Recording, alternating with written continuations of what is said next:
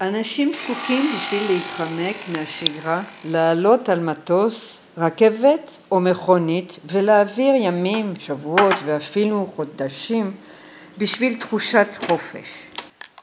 בשבילי, recharger les batteries, כלומר תחושת החופש, היא בסך הכל להתעורר כל יום בשעות הקטנות של הלילה, 2 לפנות בוקר, להכין קפה טוב של נספרסו מבלי להתרקות אחרי ג'ורג' קלוני, להדליק סיגריה ולהתעורר לאט לאט בשקט ובשלווה. בהמשך אני לובשת את הבגדים שלי הכוללים בגד ים, ג'ינס ופליז מחמם של נורת' פייס, and so on. מאירה את חברתי היקרה, שמה את האוזניות ה-MP3, פול ווליום, ויוצאת לדרך.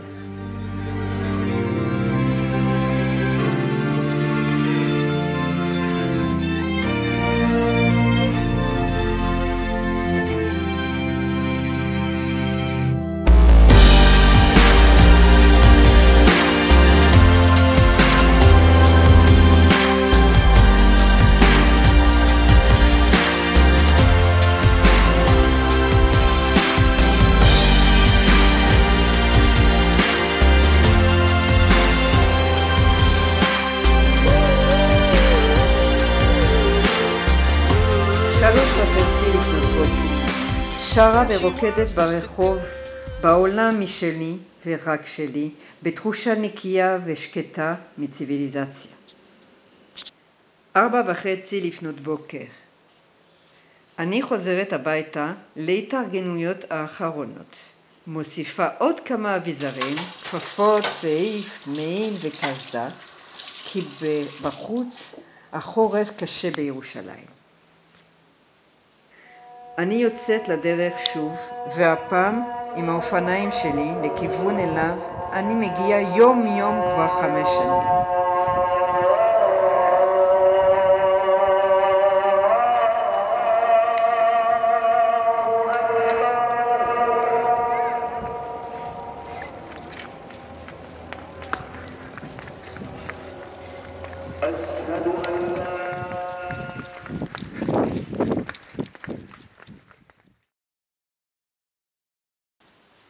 אני קופצת במים האלו, מים שהצילו את חיי הנפשיים והגופניים, שגרמו לכך שחיי השתנו מקצה לקצה, מאיך שהכרתי אותם במשך 24 שנים, תחת שלטון דתי ומדכא. המקום הזה הוא המקווה שלי, הטקס הדתי שלי שגורם לי אושר גדול.